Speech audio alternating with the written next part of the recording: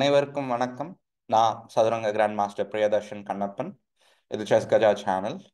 நம்ம world chess championship உலக சதுரங்க போட்டியோட ஒவ்வொரு ரவுண்டோட ரீகேப் பார்த்துட்டே வர்றோம். நம்ம இன்னைக்கும் நேற்று சுற்று, அதாவது 8வது சுற்றோட ரீகேப் நம்ம பார்க்க போகிறோம். இது வரைக்கும் 7 சுற்றின் முடிவில் 3.5 3.5 அப்படின்னு குகேஷ்க்கும் டிங் லிரனுக்கும் ஈக்குவல் ஆன ஸ்கோரில் இருக்கு. அண்ட் 8வது சுற்றும் பார்த்தீங்கன்னா ரிசல்ட் வைஸ் ஒரு ட்ரா தான், சமன் ஆன ரிசல்ட் தான். அதனால 4-4ன்னு நம்ம இப்போ பார்க்க போகிற கேமும் ட்ரா ஆனதுனால 4-4ங்கிற ரிசல்ட் வந்திருக்கு. ஆனால் ஆட்டம் எப்படி இருந்தது அப்படின்னு பார்த்தீங்கன்னா எட்டாவது சுற்றுல மிகவும் பரபரப்பான ஆட்டம். அதாவது இரண்டு சைடுக்குமே, ஒயிட் சைடில் விளையாண்ட டிங் லிரனுக்கும் சரி, வெள்ளை பீசஸ்ல இருந்ததுக்கும் பிளாக் கருப்பு நிறத்தில் இருந்த குகேஷுக்குமே வெற்றிக்கான வாய்ப்புகள் வேற வேற நகர்வுகளில் இருந்தது. அதை தவற விட்டுட்டாங்க.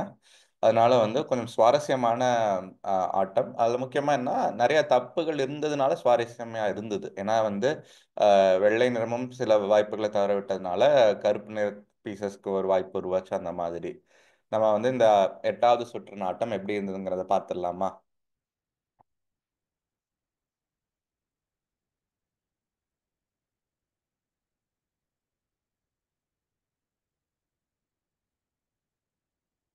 ஸோ 8வது சுற்றுல டிங் வெள்ளை நிற பீசஸுடன், குகேஷ் கருப்பு நிற பீசஸுடன் விளையாண்டாங்க. நம்ம வேற வேற ஓப்பனிங் பார்த்துக்கிட்டே வந்திருக்கோம். இந்த வேர்ல்ட் சாம்பியன்ஷிப் மேட்ச்ல E4 பார்த்துருக்கோம், D4 பார்த்துட்டோம், நைட் F3 பார்த்துட்டோம், C4ம் பார்த்துருக்கோம். இப்போ C4 அப்படின்னு விளையாடுறாரு டிங். ஸோ இதுக்கு black E5, knight C3, bishop B4. So இப்போ இது நம்ம இங்கிலீஷ் ஓப்பனிங்னு சொல்லுவோம் அது. இந்த மாதிரி அப்ரோச் இங்கிலீஷ் ஓப்பனிங்கில் அந்த மந்திரியை B4ல ரொம்ப முன்கூட்டியே கொண்டு வர்றது ஒரு இந்த கால ஒரு புதிய ஒரு அப்ரோச் அப்படின்னு நம்ம சொல்லலாம். முன்னாடிலாம் இப்படி ரொம்ப விளையாட மாட்டாங்க. ஏன்னா என்ன சொல்லுவாங்கன்னா, அந்த மந்திரியை நம்ம காப்பாற்றணும், அந்த மந்திரியை G6 பிஷப் G7 வைப்பாங்க, இல்லைன்னா E7லேயே வச்சுக்குவாங்க. ரொம்ப அக்ரெசிவாக வெளியில் கொண்டு வர மாட்டாங்க. இது ஒரு விதத்தில் பார்த்தீங்கன்னா சிசிலியன் அப்படின்னு நம்மளுக்கு E4னு ஃபர்ஸ்ட் நகர்வு வைக்கல, C5, night F3, night C6, bishop B5 அப்படின்னு ரோசோலிமோன்னு ஒரு வேரியேஷன் பற்றி சொல்லுவோம். அதோட ஒரு இன்னொரு ஒரு வேர்ஷன் அப்படின்னு சொல்லலாம். அதாவது பிளாக் அதை விளையாண்டா ரிவர்ஸ்டு வேர்ஷனாக நம்ம சொல்கிறோம் அதை. ஸோ இப்போ பார்த்தீங்கன்னா C4, E5, knight C3, bishop B4. இந்த இடத்துல நிறைய இன்ட்ரெஸ்டிங்கான லைன்ஸ் ஒயிட்டுக்கு இருக்குது. நைட் D5 அப்படின்னு டிங் போகிறாரு, அதுக்கு பிஷப் E7. ஸோ இப்போ நீ சில பேர் யோசிக்கலாம், அப்போ நானும் பிளாக்ல ஒயிட் C4 விளையாடினா இந்த மாதிரி விளையாடலாமா, இது எனக்கு சூட் ஆகுமா, எனக்கு இந்த மாதிரி விளையாடுறது என்னுடைய நான் என்னுடைய ரேட்டிங் லெவலுக்கு இப்படி விளையாடுறது நல்லா இருக்குமா அப்படின்னு கேட்டிங்கன்னா, என்ன கேட்டிங்கன்னா நீங்கள் ஒரு 2000 இல்லை அதற்கும் கீழே உங்களுடைய ரேட்டிங் இருந்தால் இப்படி விளையாடுறத தவிர்ப்பது நல்லதுன்னு நான் நினைப்பேன். அது ஏங்கிற காரணத்தையும் நான் சொல்லிடுறேன். ஏன்னா பிளாக் அவங்களுடைய ரெண்டு பிஷப்பையும் மிகவும் எளிதில் ஒயிட்டுக்கு கொடுத்துட்றாங்க. இப்போ பார்த்தீங்கன்னா E7 பிஷப்பை ஒயிட் ஈஸியாக கேப்சர் பண்ணிடலாம்.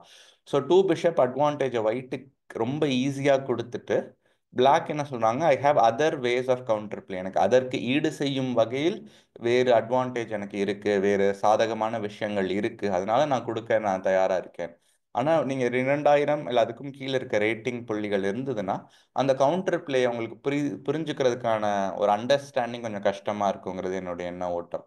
ஸோ அந்த மாதிரி இருக்கையில் இன்னும் கொஞ்சம் மெயின் லைன்ஸாக, அதாவது ஸ்டாண்டர்டாக நம்ம விளையாடுவோம்ல, நைட்டை டெவலப் பண்ணி பிஷப்பை உள்ள வச்சு கேசல் பண்ண, அந்த மாதிரியான ஒரு லைனை நீங்கள் பிளாக் சைடில் சூஸ் பண்ணிக்கிறது நல்லது என்னை கேட்டிங்கன்னா. ஸோ பிஷப் E7க்கு டிங் நைட் F3 அப்படின்னு விளையாடுறாரு. இதற்கு D6 அப்படின்னு குகேஷ் விளையாண்டாரு. உடனே D6ன உடனே ஒயிட் G3. ஸோ இரண்டு சைடுமே பார்த்தீங்கன்னா கொஞ்சம் கமிட்டலாக விளையாடல, கொஞ்சம் வித்தியாசமாக ஆடுறாங்க. ஒரு பான் C4ல தள்ளுறாங்க, அப்புறம் G3ல தள்ளுறாங்க, பிஷப் முன்னாடி வருது பின்னாடி போகுது. ஸோ இரண்டு பேருமே ஒரு மெயின்லைன் தீரியை விட்டு எவ்வளோ சீக்கிரமாக கொஞ்சம் வெளியில் வர முடியுங்கிற மாதிரி கொஞ்சம் ஃப்ளெக்சிபிளான நகர்வுகளாக நகர்த்திட்டே வர்றாங்க. இப்போ G3 விளையாண்டதுக்கு C6 அப்படின்னு குகேஷ் வச்சாரு. அதற்கு knight takes E7, knight E7, bishop G2. So இந்த இடத்துல நம்ம தொடர்ந்து பார்த்துட்டு வர்றபடி தான், நீங்கள் என்ன கேட்டிங்கன்னா வீடியோவை பாஸ் பண்ணிவிட்டு யோசிச்சு பாருங்க. நீங்க கருப்பு நிற பீசஸ் வச்சிருந்தீங்கன்னா என்ன நகர்வை இந்த இடத்துல நகர்த்துவீங்க? 3ல இருந்து 5 நிமிடங்கள் யோசிங்க. அது வந்து உங்களுடைய கருப்பு நிற நகர்வை மட்டும் யோசிக்காதீங்க. அதற்கு வெள்ளை நிறத்துல இருக்கவங்க என்ன விளையாடுவாங்க, அது வந்து எப்படி அந்த நகர்வுகள் தொடரும் அப்படிங்கிறதையும் ஒரு கணிப்பு பாருங்க. அது உங்களுக்கு வந்து அந்த வர்ற வேரியேஷன் உங்களுக்கு பிடிச்சிருக்கு, நமக்கு நல்லா தான் வரும் இந்த பொசிஷன், விளையாட முடியும்னு நினைச்சா நீங்க அதை தாராளமாக விளையாடலாம். அந்த மாதிரி தான். ஸோ பாஸ் பண்ணி யோசிச்சிருப்பீங்கன்னு நினைக்கிறேன். இந்த இடத்துல குகேஷ் விளையாண்ட மூவ் F6. அவ்வளவு ஒரு நம்ம நார்மலாக யோசிக்காத ஒரு மூவ் தான் எனக்கு தோணும். ஏன்னா வந்து ஆனால் F6க்கு பின்னாடி ஒரு ரொம்ப புரிஞ்சுக்கிறதுக்கான ஒரு ஐடியா இருக்கு. அது என்னன்னா, இந்த F6 வந்து இந்த E5 பானை சப்போர்ட் பண்ணுது. அதனால் இந்த பானால் முன்னோக்கி வர முடியும். ஸோ இந்த பான் D6 பான் முன்னோக்கி வரும் பொழுது என்ன ஆகுது, கருப்பு நிறத்துக்கு ஒரு ஸ்ட்ராங்கான சென்டர், நடுப்பக்கத்தில் போர்டின் மையப்பகுதியில் ஒரு ஸ்ட்ராங்கான சென்டர் உருவாகுது. அதுதான் இந்த லாஜிக். ஸோ குகேஷோட ஐடியா இதுதான், நான் என்னுடைய மந்திரியை நான் கொடுத்துடுறேன், ஆனால் எனக்கு ஒரு ஸ்ட்ராங் சென்டர், அதற்கு ஈடா, அதற்கு ஒரு காம்பன்சேஷனாக எனக்கு கிடைக்கிது அப்படிங்கிற மாதிரி. ஸோ இதற்கு வந்து டிங் என்ன சொல்றாரு, ஓகே நான் கேசல் பண்ணிக்கிறேன் பிஷப் E6ன்னு போன உடனே. இந்த இடத்துல டிங் வந்து D3 அப்படின்னு வைக்கலாம், B3 அப்படின்னு வைக்கலாம். B3 அப்படின்னு போறாரு. ஸோ ஒரு காலத்துல இன்னும் சில நகர்வுகள் கழிச்சு D4 மாதிரி விளையாடுறதுக்கு ஒரு வாய்ப்பை வந்து வச்சுக்குவோம். முன்கூட்டியே அதை வந்து D3 வச்சு அந்த வாய்ப்பை நம்ம தடுத்துற வேணாங்கிற ஒரு எண்ண ஓட்டமா இருக்குங்கிறது தான் என்னுடைய கணிப்பு. ஸோ B3க்கு குகேஷ் D5 அப்படின்னு போனாரு. மிகவும் சரியான ஒரு அக்ரெசிவான மூவ் டிங் இங்கே விளையாண்டது, பிஷப் A3. ஸோ என்ன சொல்ல வர்றாரு டிங்னா, நீங்கள் இந்த பானை கேப்சர் பண்ண ட்ரை பண்ணலாம்.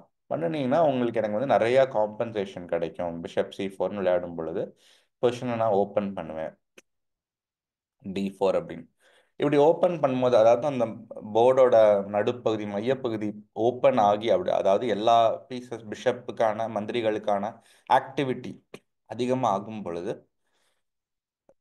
என்ன நடக்கும்னா, பிளாக்குக்கு அந்த ராஜா, யானைகள், குதிரைகள்லாம் இன்னும் சரியா டெவலப் ஆகலை, இன்னும் ஸ்டார்டிங் ஸ்கொயர்லேயே இருக்கு, A8 H8 B8லாம். அந்த பீசஸால டெவலப் பண்ண முடியாம கொஞ்சம் கடினமாக இருக்கும். அந்த நேரத்தில் ஒயிட் வந்து ஒரு அட்வான்டேஜ் எடுத்துருவாங்க, லீட் இன் டெவலப்மெண்ட் மூலமாக ஒரு இனிஷியேட்டிவ் எடுத்துருவாங்க. அதை நோக்கி தான் வந்து டிங் வந்து நான் பிஷப் A3ன்னு ஒரு பானை சாக்ரிஃபைஸ் பண்ணுறேன், வேணும்னா அடிச்சு பாருங்க அப்படிங்கிற. குகேஷ் இல்லை, நான் ஃபஸ்ட்டு என்னுடைய பீசஸை கேசல் பண்ணிக்கிறேன், சேஃப் பண்ணிக்கிறேன். நம்ம இது நிறைய தடவை ஓப்பனிங், நம்ம வந்து ஆட்டத்தின் முதல் பகுதி ஓப்பனிங்கை பற்றி கற்றுக்கும் போது நிறைய தடவை இதை பற்றி பார்த்துருப்போம். வி ஷுட் ஃபர்ஸ்ட் வந்து டெவலப்பர் பீசஸ் அப்படின்னு நம்ம சொல்லுவோம். அதாவது நம்மளுடைய காய்களை முதல்ல நகர்த்தி நல்ல இடங்களுக்கு அதை கொண்டு வந்து நிறுத்தணும் அப்படிங்கிறது. அதுதான், அதுக்கு பதிலாக நம்ம வந்து ஏதோ ஒரு பானோ ஒரு சிப்பாயோ போய் அடிக்க ரொம்ப முயற்சி பண்ணக்கூடாது ஆட்டத்தின் ஆரம்பத்திலேயே. ஏன்னா அந்த மாதிரி ஒரு முயற்சியில் போயிட்டோம்னா நம்மளால வந்து நம்மளுடைய பீசஸை நல்லா டெவலப் பண்ண முடியாது. ஸோ கேசல் அப்படின்னு குகேஷ் விளையாண்ட உடனே ருக் C1 அப்படின்னு வந்து டிங் விளையாடுறாரு. இதற்கு ஒரு வித்தியாசமான மூவ் என்ன கேட்டிங்கன்னா, குகேஷ் விளையாண்டது. ஆனால் எல்லாராலையும் கண்டுபிடிக்க முடியும் ஒரு எஃபர்ட் போட்டால். யோசிச்சு பாருங்க, இந்த பொசிஷனில் நீங்கள் கருப்பு நிற பீசஸ் வச்சுருக்கீங்கன்னா நீங்கள் என்ன விளையாடுவீங்க? ஏன்னா நிறையா நகர்வுகள் வந்து நமக்கு ஒரு இன்ட்ரெஸ்டிங்காக தோணலாம். கருப்பு நிறத்துலேருந்து இந்த இடத்துல யோசிச்சு பார்த்தீங்கன்னா நீங்கள் என்ன விளையாடுவீங்க அப்படிங்கிறத. ஸோ அதை உங்களுக்கு 2 3 ஆப்ஷன்ஸ் இருக்குது. 2 3மே எனக்கு இன்ட்ரெஸ்டிங்காக இருக்குன்னா அது ஓரளவுக்கு அந்த வேரியேஷன்ஸ் எவ்வளோ கால்குலேட் பண்ண முடியுமோ அதை நீங்கள் கால்குலேட் பண்ணிவிட்டு அதில் உங்களுக்கு எது பிடிச்சிருக்கோ அதை நீங்கள் விளையாடணும். ஸோ இந்த இடத்துல பார்த்தீங்கன்னா குகேஷ் வந்து என்ன விளையாண்டார்னா A5 அப்படின்னு விளையாண்டார். A5க்கு பதிலாக ரூக்கி 8 கூட விளையாண்டுருக்கலாம். இதுவும் வந்து ஒரு இன்ட்ரெஸ்டிங்கான ஒரு ஆம், நல்ல ஒரு வாய்ப்பாக தான் இருந்திருக்கும் குகேஷ்க்கு. ஆனால் A5 அப்படின்னு. ஸோ A5 விளையாடுறாரு, இதோட ஐடியா என்ன, இதற்கு பின்னாடி இருக்கும் சூட்சுமம் என்ன, எதற்காக இப்படி A5 வைக்கிறாருன்னா, ஃபைல் இருக்குல்ல, இந்த ஃபைலில் நம்ம ஏதாவது பண்ண முடியுமா? ஏன்னா இந்த A1ல இருக்க ரூக் தான் 2 3 முன்னாடி C1க்கு வந்துட்டாங்க. ஸோ ஃபைலில் நம்மளால் எதாவது உருவாக்க முடியுமா வாய்ப்புகள் அப்படிங்கிறத நோக்கி குகேஷ் நகர்றாரு. ஸோ A5க்கு டிங் வந்து நைட் E1 அப்படின்னு விளையாடுறாரு. ருக் E8 ரொம்ப ஒரு வித்தியாசமான நகர்வுங்க டிங் விளையாண்டது F4. அதாவது ஆட்டத்தை வந்து இன்னும் காம்ப்ளிகேட் பண்ணுறாரு. இங்கே பார்த்தீங்கன்னா இந்த பான் D5ல இருக்க பானையும் ப்ரெஷர் இருக்குது, E5லையும் ப்ரெஷர் இருக்குது. ஸோ பான் ஸ்ட்ரக்சர், அதாவது சிப்பாய்களுடைய அணிவகுப்பில் அதோட ஸ்ட்ரக்சரில் ப்ரெஷர் அதிகமாயிட்டு இருக்கு. எஸ்பெஷலி சென்டர், அந்த மையப்பகுதியில் ப்ரெஷர் அதிகமாக்கிக்கிட்டே வர்றாரு. இது வந்து ஒரு நல்ல ஒரு சூட்சுமம், ஒரு நல்ல ஒரு டாக்டிக்னு சொல்லலாம். டிங்கோட பெர்ஸ்பெக்டிவ், அவருடைய இதுல நம்ம யோசிச்சு பார்த்தோம்னா. ஏன்னா வந்து அக்ரெசிவா விளையாடுறாரு அவர் வந்து. அவருடைய இன்டென்ஷன்ஸ் அவர் சொல்றாரு. ஏன்னா வந்து வாய்ப்புகளை தேடுறேன் இந்த பொசிஷன்ல, எங்கேயாவது எனக்கு வாய்ப்பு கிடைக்குமா ஜெயிக்கிறதுக்குங்கிற மாதிரி ஒரு குவாய்ட்டா விளையாடாம வாய்ப்பை தேடி நகர்கிறார் டிங். ஸோ இதுக்கு வந்து EF4 அப்படின்னு Gukesh விளையாண்டாரு. Rook F4, DC4, BC4. வெறும் இரண்டே நகர்வுகளில் ரெண்டு மூவுக்கு முன்னாடி பார்த்தீங்கன்னா பிளாக் கருப்பு நிறத்துக்கு ரொம்ப ஸ்ட்ராங்கான ஒரு சென்டர் இருந்தது. இரண்டு மூவ்ல சென்டர் அப்படியே காணாம போயிடுச்சு. அது பிளாக் அவங்களே தான் பண்ணிக்கிட்டாங்க. அப்போ ஏன் குகேஷ் வந்து அவர் சென்டரை அவரே உடச்சிக்கிட்டாருன்னா, அவர் நினைக்கிறாரு இந்த இடத்துல அவருக்கு வந்து வேற விதமான அட்வான்டேஜ் இல்லை காம்பன்சேஷன் கிடைக்குது அந்த சென்டரை நம்ம விட்டு கொடுத்ததுக்கு அப்படிங்கிறது. அது என்னங்கிறத நம்ம பார்த்துருவோம். நைட் G6 அப்படின்னு வைக்கிறாரு. Rook E4, knight A6 and knight C2. இதற்கு queen C7, knight D4. So rook E4ல ரொம்ப ஒரு வியர்டான ஸ்கொயர் தான். நம்ம ஒரு ஒரு விளையாடுறோம் அப்படின்னா ஜென்ரலாக நம்ம யானையை வந்து E4லலாம் ரொம்ப வைக்க மாட்டோம். அதுக்கான வாய்ப்புகள் ரொம்ப குறைவாக இருக்கும். ஏன்னா ஒரு யானை மட்டும் உள்ள ஒரு எண்ட் கேமுக்கு போனால் மேபி நம்ம வந்து நம்ம யானையை E4ல வைக்க வாய்ப்புகள் அதிகம். ஒரு மிடில் கேம் ஆட்டத்தின் ஒரு நடு பகுதியில் இருக்கும் பொழுது யானை வந்து E4க்குலாம் ரொம்ப ரொம்ப அரிதான ஒரு விஷயம் வர்றதுங்கிறது. ஆனால் அதுதான் இந்த ஆட்டத்தில் நடந்திருக்கு. அதுக்கு நைட் D4க்கு பிஷப் F7 அப்படின்னு போறார் Gukesh. D3, night E5. So இப்போ என்ன நடக்க போகுது அப்படின்னு பார்த்தா, வெள்ளை நிறம் வந்து எப்படியாவது அவங்க மந்திரிகளை ஆக்டிவேட் பண்ணி அவங்க வந்து ரொம்ப நல்ல ஒரு பொசிஷனுக்கு கொண்டு வந்துட்டா நமக்கு நிறைய ஆக்டிவிட்டி இருக்கும்னு ட்ரை பண்ணுறாங்க. அதே நேரம் கருப்பு நிற பீஸ் என்ன சொல்கிறாங்க, அந்த மந்திரிகளுக்கான வாய்ப்புகளை குறைச்சிக்கிட்டே இல்லை தடுத்துக்கிட்டே வர்றாங்க. அதான் நடந்துகிட்டு இருக்கு. இந்த இடத்துல நைட் F3 அப்படின்னு டிங் போறாரு. ஸோ டிங்கோடைய என்ன ஓட்டம் என்னவா இருந்திருக்குன்னா, நம்ம வந்து ஒரு எண்ட் கேம்க்கு கொண்டு போயிட்டோம் இந்த ஆட்டத்தை அப்படின்னா, நம்மளுடைய மந்திரிகள் இரண்டு மந்திரிகளும் சேர்ந்து டபுள் பிஷப் அட்வான்டேஜ் நமக்கு கொடுத்துருவாங்க. அதை வச்சு நம்ம ஏதாவது முயற்சி பண்ணலாம் அப்படிங்கிற ஒரு எண்ண ஓட்டம் இருந்திருக்கும். அதனால தான் அவர் வந்து காய்களை முடிஞ்ச அளவு வந்து எக்ஸ்சேஞ்ச் பண்ண போர்டை விட்டு வெளியில கொண்டு போக முயற்சி பண்றாரு. அதற்கு வந்து குகேஷ் நைட் D7 அப்படின்னு போறாரு. Rook E8, rook E8. So இந்த இடத்துல என்ன கேட்டிங்கன்னா, நீங்கள் வந்து இந்த வீடியோவை பாஸ் பண்ணிவிட்டு யோசிச்சு பாருங்கள். நீங்கள் வெள்ளை நிற பீசஸ் வச்சுருக்கீங்க அப்படின்னா என்ன விளையாடுவீங்க? அதற்கான லாஜிக் என்ன? அது எதற்காக நீங்கள் விளையாடுற மூவை வந்து யோசிச்சீங்க அப்படிங்கிற ஒரு லாஜிக் வந்து யோசிச்சு பாருங்கள். திருப்பி இந்த மாதிரி ஒரு பொசிஷனில் 3 to 5 நிமிடங்கள் 3 நிமிடங்கள் குறையாமல் யோசிக்கணும். அதை விட அதிகமாக யோசிச்சாலும் ஒன்றும் தப்பு இல்லை. யோசிச்சு நீங்கள் என்ன விளையாடுவீங்க, அதற்கு கருப்பு நிற பீசஸ் எப்படி வந்து அவங்க பதிலளிப்பாங்க, அதுக்கு நீங்கள் எப்படி திருப்பி பதிலளிப்பீங்க அப்படின்னு நல்லா யோசிச்சு பாருங்க. யோசிச்சிருப்பீங்கன்னு நினைக்கிறேன். இந்த இடத்துல பார்த்தீங்கன்னா டெங் வந்து என்ன விளையாண்டார்னா ரூக் B1 அப்படின்னு விளையாண்டார். இது சரியான நகர்வானா? இல்லை, இது ஒரு தவறான நகர்வு. ஒரு ஒரு விஷயத்த வந்து அவரை வந்து கவனிக்க தவறி விட்டுறாரு ரூக் B1 வைக்கிறதுனால. அப்போ என்ன விளையாண்டுருக்கணும் அப்படின்னா, பிஷப் A3ல இருந்த மந்திரியை B2ல வச்சு அப்புறம் பிஷப் D4 நோக்கி வந்து அந்த மந்திரியை வந்து சென்ட்ரலைஸ் பண்ணியிருக்கணும். இப்படி பண்ணியிருந்தா ஒயிட் வெள்ளை நிறத்துக்கான வாய்ப்புகள் பிரகாசமாகவே இருந்திருக்கும். ஆனால் கருப்பு நிறத்தாலையும் டிராயிங் சான்சஸ் ஈக்குவாலிட்டி அந்த சமநிலையை ஒட்டி தான் இருக்கு. ஆனால் வந்து இன்னும் ஒரு ரொம்ப நீளமான ஆட்டம் ஒன்று நம்ம எதிர்பார்த்தோம். லாங் கேமை வந்து would have been ahead. அந்த மாதிரியான ஒரு சூழ்நிலை இருந்திருக்கும். ஆனால் என்ன ஆயிடுச்சுன்னா ரூக் B1 அப்படின்னு டிங் வைக்கிறாரு. அவர் என்ன வந்து கவனிக்க தவறுனாரு ரூக் B1ல அப்படின்னு பார்த்தீங்கன்னா, என்ன கேட்டிங்கன்னா நீங்கள் திருப்பி பாஸ் பண்ணி வீடியோவை அவர் என்ன கவனிக்க தவறுனான்னு யோசிச்சு பாருங்க, கண்டுபிடிக்க வாய்ப்பு இருக்கு. யோசிச்சிருப்பீங்கன்னு நினைக்கிறேன். நான் ஆட்டத்தில் என்ன எப்படி நகர்ந்தது அப்படிங்கிறத காட்டுறேன். B5 அப்படின்னு குகேஷ் வைக்கிறாரு. B5 என்னோட ஐடியா என்னன்னு பார்த்தீங்கன்னா, C takes B5 அடிக்கும் பொழுது இந்த பானை வந்து திருப்பி நம்ம அந்த சிப்பாயை அடிக்கிறது கிடையாது. முதல்ல வந்து ஒரு இன்பிட்வீன் செக் ஒன்று கொடுக்குறாரு. Queen B6. இந்த செக் இந்த ராஜாவை வந்து G1ல இருக்க ராஜாவை அட்டாக் பண்ணுற மூவை தான் டிங் தவற விட்டுட்டாருங்கிறது என்னுடைய கணிப்பு. அதனால என்னன்னா இப்போ வந்து கிங் F1 அப்படின்னு போறாரு. H1 போயிருக்கலாமே, F1 போறாருன்னா F1ஓடதுனால இந்த E2 பானுக்கு வந்து ஒரு E2ல இருக்கும் சிப்பாய்க்கு ஒரு இன்னும் ஒரு பலம் சேர்க்கிறாரு ராஜாவை வச்சு. அப்போதானே D1ல இருக்க ராணியால வந்து எங்கேயாவது நகரணும்னா வந்து நகர முடியும். ஏன்னா ராஜாவை H1 போயிட்டா E2 பான் E2ல இருக்கும் சிப்பாய்க்கு அவ்வளோ பலம் இல்லாமல் அது வந்து வீழ்ந்து விடுவதற்கான வாய்ப்புகள் அதிகமாக இருந்திருக்கும். So king F1, C takes B5. So இந்த பொசிஷனில் பார்த்தா குகேஷுக்கு மிகவும் சாதகமான ஒரு பொசிஷன். ஏன்னா வந்து குவீன் சைடு, அதாவது ராணி இருக்கும் பக்கம் குவீன் சைடில் வந்து ஒரு பான் ரேஸ் உருவாகும் பொழுது ஒரு அட்வான்டேஜ் இருக்கு. ஏன்னா கருப்பு நிறத்துக்கு 2 சிப்பாய்களும் வெள்ளை நிறத்துக்கு A2ல மட்டும்தான் ஒரு சிப்பாய் இருக்கு. இது தவிர என்னன்னா, அதனால அந்த B4 A4 B3 இந்த மாதிரியான நகர்வுகள் வர்றதுக்கான வாய்ப்புகள் மிகவும் அதிகமாக இருக்கு. இன்னொன்று என்னன்னா, இந்த E3 F2 இந்த மாதிரியான ஸ்கொயர்கள் கட்டங்கள்லாம் மிகவும் பலவீனமாக இருக்கு. இந்த கட்டங்களை வந்து ஒரு காலத்துல பிற்காலத்துல வந்து இந்த குதிரை E5 வந்து G4 வந்து ஏதாவது பண்ண முடிஞ்சால் வந்து கருப்பு பீசஸ்க்கு வந்து மிகப்பெரிய ஒரு வாய்ப்பு அட்வான்டேஜ் உருவாகிடும். அதனால வந்து கருப்பு நிறத்துக்கு மிகவும் ஃபேவரபிளான position. So King F1 CB5.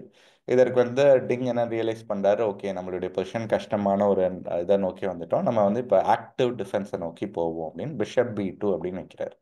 இதற்கு பிஷப் A2, குகேஷ் வந்து எனக்கு கொடுக்குற பானை நான் கேப்சர் பண்ணிக்கிறேன் அப்படிங்கிறார். Bishop D4. ஸோ டிங் வந்து கவுண்டர் அட்டாக் பண்ண ஆரம்பிக்கிறார். கவுண்டர் அட்டாக் பண்ண ஆரம்பிச்ச உடனேயே பார்த்தீங்கன்னா குகேஷ் ஒரு பெரிய தவறை அந்த இடத்துல செய்கிறார். இது நம்ம வந்து கொஞ்சம் இந்த இல்லை பார்த்துக்கிட்டு இருக்கோம். தொடர்ந்து இந்த உலக சாம்பியன்ஷிப் போட்டியில் நிறையா ஆட்டங்களில் குகேஷ் வந்து ஒரு அட்வான்டேஜ் எடுத்துடுறார். ஒரு சாதகமான ஒரு பொசிஷன் வந்ததற்கு அப்புறம் அதை தெளிவாக விளையாண்டு அதை வந்து வெற்றியை நோக்கி நகர்த்தாம சிறு சிறு தவறுகள் பண்ணி அந்த வாய்ப்புகளை தவற விட்டுடுறாரு. இது வந்து நம்ம பார்த்துட்டே வரோம். அதே தான் வந்து இந்த ஆட்டத்திலையும் நடந்தது. என்னன்னா நைட் A C5 அப்படின்னு வச்சாரு. நைட் A C5 நல்ல மூவ்னா இல்லை, அதுக்கு பதிலாக நைட் D C5 வச்சிருக்கணும். இதற்கும் அதற்கும் என்ன பெரிய வித்தியாசம், ரெண்டு குதிரையும் C5 தானே வருதுன்னா, முக்கியமாக நைட் D C5ல என்ன ஒரு இதுன்னு பார்த்தீங்கன்னா, இந்த மாதிரி நம்ம வந்து இந்த C5 குதிரையை வந்து ரொம்ப அட்டாக் பண்ணும்போது ப்ரெஷர் பண்ணும் பொழுது கருப்பு நிறத்தால ருக் C8ன்னு விளையாண்டு டிஃபெண்ட் பண்ண முடியும். டிஃபெண்ட் பண்ணும் பொழுது ஒன்றும் பெரிய பிரச்சனை ஒன்றும் இல்லை. ஏன்னா இந்த குதிரை A6லேருந்து சேஃபாக டிஃபெண்ட் பண்ணுது. இதே மாதிரி ஐடியா இந்த குதிரை வந்து D7ல இருக்கும் பொழுது நடக்காது. அதற்கு காரணம் என்னன்னா, வெள்ளை நிறத்தால பிஷப் H3 அப்படிங்கிற மாதிரி ஒரு பின் உருவாக்கி ஒரு பெரிய பிரச்சனையை உருவாக்க முடியும். அதுதான் வந்து நைட் A C5ல இருக்கும் பிரச்சனை. அதுதான் வந்து குகேஷ் விளையாண்டாரு. உடனே வந்து ருக் C1, அதற்கு பிஷப் B3 அப்படின்னு விளையாடுறாரு. Queen E1. இப்போ வந்து கிட்டத்தட்ட தோக்குறதை நோக்கி ஒரு நகர்வை வந்து குகேஷ் வச்சாரு. பிஷப் E6 அப்படின்னு. இதற்கு பதிலாக என்ன விளையாண்டுருக்கணும்னா A4 நகர்த்தி இருந்தால் குயின் B4 அப்படின்னு வெள்ளை நிற பீசஸ் வச்சிருப்பாங்க. ஸோ C5 குதிரை மேலே அவங்களுடைய வந்து ப்ரெஷர் அதிகமாயிட்டே வந்திருக்கும். ஆனால் இந்த இடத்துல வந்து ஒரு டாக்டிக்கல் டிஃபென்ஸ் வந்து குகேஷுக்கு இருந்தது. குயின் E6 அப்படின்னு போய் அவர் பொசிஷனை காப்பாற்றிருக்கலாம். நைட் G1னா குயின் F5, இல்லை பிஷப் C5லாம் வேண்டாம், குயின் டேக்ஸ் E2 செக் இருக்கு. இதெல்லாம் வந்து பெரிய பிரச்சனையாயிடும். இந்த மாதிரி வந்து ஆட்டம் நகர்ந்துருக்கலாம். இதற்கு பதிலாக பிஷப் E6 அப்படின்னு குகேஷ் வச்ச உடனே வெள்ளை நேரத்தில் இருக்க குயின் F2 அப்படின்னு வைக்கிறாரு. ருக் C8. ஸோ இந்த இடத்துல மிகவும் அருமையான ஒரு நகர்வை வந்து டிங் விளையாண்டாரு. என்ன கேட்டிங்கன்னா நீங்கள் வந்து வீடியோவை பாஸ் பண்ணிட்டு அது என்னவா இருக்கும். ஏன்னா இப்போ பார்த்தீங்கன்னா இந்த C5ல இருக்க வந்து நிறைய அழுத்தம் நம்ம கொடுக்குறோம். ஆனால் அது இன்னும் வந்து அந்த அழுத்தம் போதலை அந்த நைட் மேலே. ஸோ இன்னும் எப்படி அதிகமாக அழுத்தம் கொடுத்தா அந்த குதிரையை நம்ம வந்து அடிக்க முடியும்னு யோசிச்சு பார்க்கணும். அதை வந்து சரியா டிங் வந்து கணிச்சு ஒரு நகர்வு வச்சாரு. நீங்க கணிச்சிருப்பீங்கன்னு நினைக்கிறேன். இல்லைன்னா யோசிச்சுட்டே இருங்க. கணிச்சதற்கு அப்புறம் தொடர்ந்து பாருங்க. டிங் என்ன இல்லைன்னா பிஷப் E3 அந்த மந்திரியை பின்னோக்கி கொண்டு வர்றார். பின்னோக்கி கொண்டு வர்றதுனால என்ன பலன் அப்படின்னு பார்த்தா, இந்த மந்திரி இருந்த அந்த D4 ஸ்கொயருக்கு ஒயிட்டோட பான் D3லேருந்து D4 வரலாம், இல்லை நைட் F3லேருந்து D4 வரலாம். இது ரெண்டு நல்ல வாய்ப்புகள் இருக்கு அந்த ஸ்கொயர்னால. அது இன்னொன்று பிஷப் E3 இங்க வந்து மந்திரி இங்க இருக்கிறதுனால இந்த யானைக்கு ஒரு பலமா இருக்கு, சப்போர்ட் பண்ணுது. ஸோ இங்கே வந்து ருக் C7 அப்படின்னு வந்து குகேஷ் விளையாண்டாரு. இந்த இடத்துல நைட் E1 அப்படின்னு டிங் விளையாண்டுருந்தாருன்னா இந்த ஆட்டம் கிட்டத்தட்ட முடிஞ்சிருக்கும். ஏன்னா இந்த இந்த நகர் இதோட பாயிண்ட் என்ன, இது எதற்கு வந்து இந்த குதிரையை நம்ம E1ல வைக்கணும்னு யோசிச்சு பார்த்தீங்கன்னா, அடுத்த நகர்வுகளில் D4 D5 வரப்போகுது.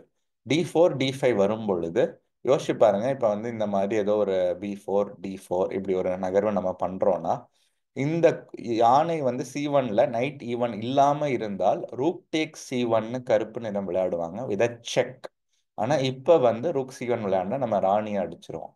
அந்த செக்கை தடுக்குது பாருங்க. அதுக்கு தான் நைட் ஈவன் ரொம்ப முக்கியமான ஒரு அஹ், அதோட ஒரு வேலையா, அதான் முக்கியமான வேலையா நம்ம கருதுறோம் நைட் ஈவன் போறதுனால. ஆனா இது விளையாடாம டிங் நைட் D4 அப்படின்னு விளையாண்டாரு. Bishop F7, knight C6, rook C6, bishop C6, queen C6, அப்புறம் bishop C5.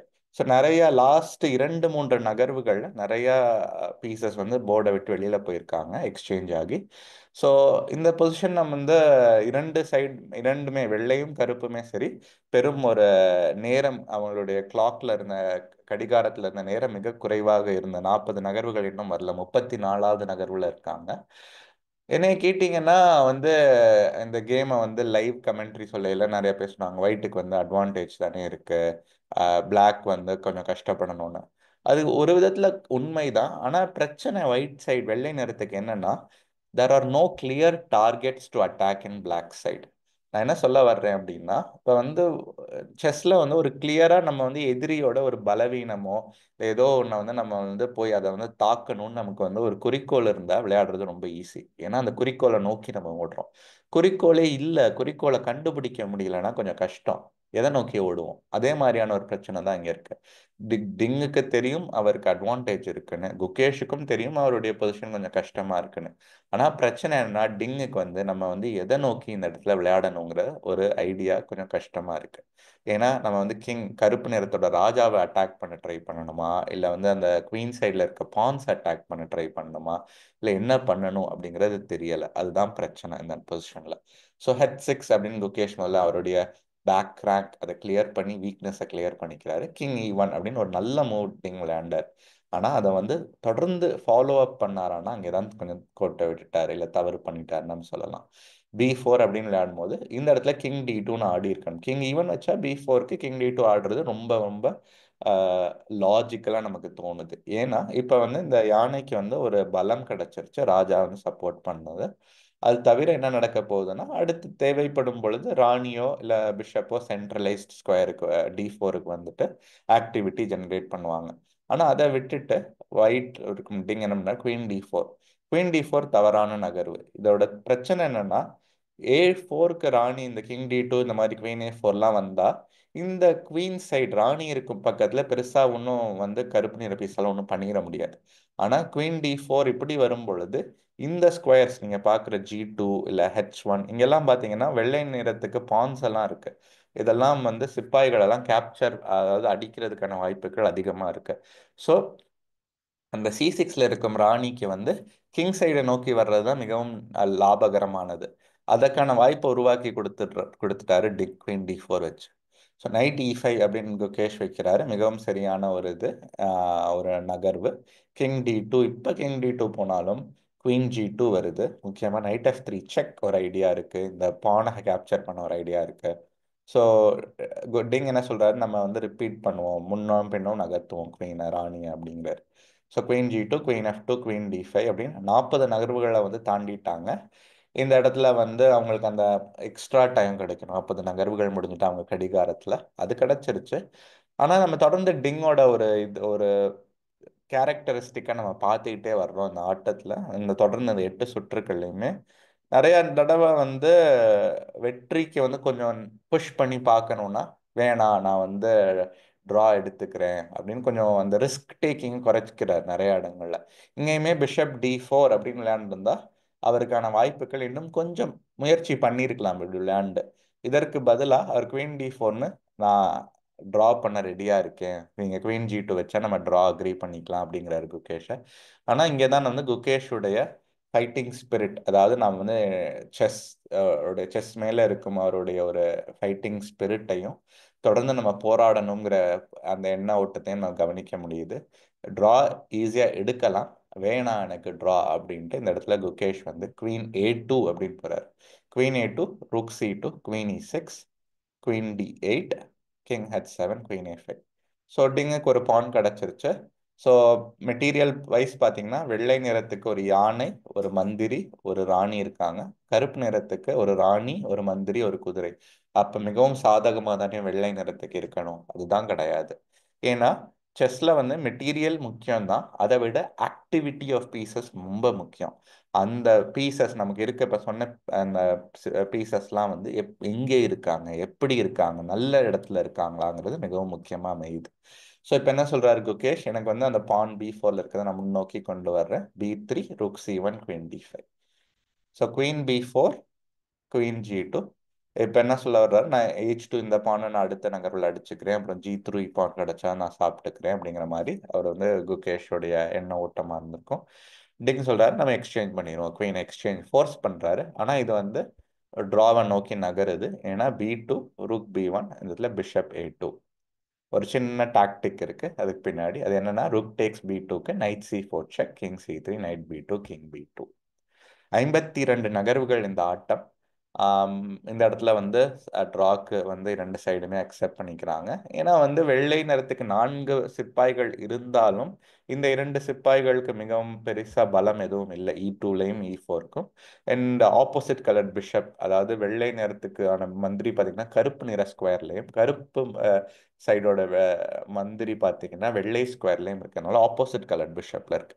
Opposite colour பிஷப்ல drawing chances, ஆட்டம் சமநிலையை நோக்கி நகர்வதற்கான வாய்ப்புகள் எப்பயுமே அதிகமாக இருக்கும். அதனால வந்து இந்த ஒரு எக்ஸ்ட்ரா சிப்பாய் இருக்கிறது எந்த மாற்றத்தையும் ஏற்படுத்தாது. ஸோ இரண்டு சைடுக்கும் நிறைய வாய்ப்புகள் இந்த ஆட்டத்தில் இருந்ததை நம்ம பார்த்தோம். ஆனால் அதை யாராலையும் வந்து டிங்காலையும் சரி குகேஷாலையும் சரி பயன்படுத்தி ஜெயிக்க முடியலை. 8 சுற்றுக்கள் முடிஞ்சிருச்சு. 9வது சுற்று, அதுக்கப்புறம் ஒரு ரெஸ்ட் டே, ஓய்வு நாள் ஒன்று வரப்போகுது.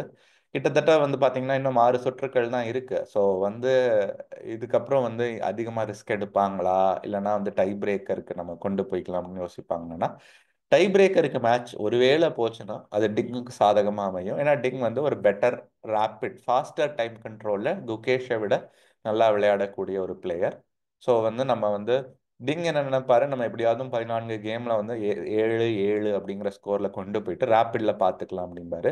ஆனால் என்னைய கேட்டிங்கன்னா அடுத்த 6 சுற்றுக்குள்ள கண்டிப்பாக வந்து இனிமேல் எல்லாமே வந்து 6 சுற்றும் ட்ராவ் ஆயிருமானா ஆகாது கண்டிப்பாக. ஏன்னா இரண்டு சைடுமே வந்து தவறுகள் அவங்க ஆட்டத்தில் பண்ணுறாங்க. என்ன ஒரு ஏதாவது ஒரே ஒரு கேமில் ஒரு சைடு சுதாரிச்சுக்கிட்டு அட்வான்டேஜ் கிடைச்ச உடனே விடாமல் ஹோல்ட் பண்ணி அட்வான்டேஜை ஹோல்ட் பண்ணி ஜெயிச்சிட்டாங்கனாலே மிகவும் ஆட்டம் விறுவிறுப்பாயிரும். ஏன்னா அதுக்கப்புறம் வந்து அட்வான்டேஜ் ஒரு சைடுக்கு போயிடுது ஸ்கோர் வைஸ் பார்த்தீங்கன்னா. ஸோ 9வது சுற்று எப்படி இருக்குன்னு நம்ம வந்து கூடிய விரைவில் அடுத்த வீடியோவில் நம்ம பார்ப்போம். ஏன்னா 9வது சுற்றில் வந்து குகேஷ் வெள்ளை நிற பீசஸோட ஆட போகிறாரு. எப்படி போகுதுங்கிறத நம்ம பார்ப்போம். நீங்கள் இது வரைக்கும் பார்த்துட்டு இருந்தது வந்து செஸ் கஜா யூடியூப் சேனல். நான் சதுரங்க கிராண்ட் மாஸ்டர் பிரியதர்ஷன் கண்ணப்பன். நம்ம வந்து தமிழில் வந்து இந்த ரீகேப்ஸ் பண்ணிக்கிட்டே இருக்கோம். ஏன்னா வந்து ஆங்கிலத்தில் நீங்கள் இங்கிலீஷில் நீங்கள் வந்து if you want to listen to a recap, there are lots of other channels out there. செஸ்கஜாவோட சேனலில் in Chessgaja's channel, we have a lot of English videos on other topics of chess with detailed game analysis. So if you'd like to go watch them, you can please do it at the playlist on Chessgaja and find them out.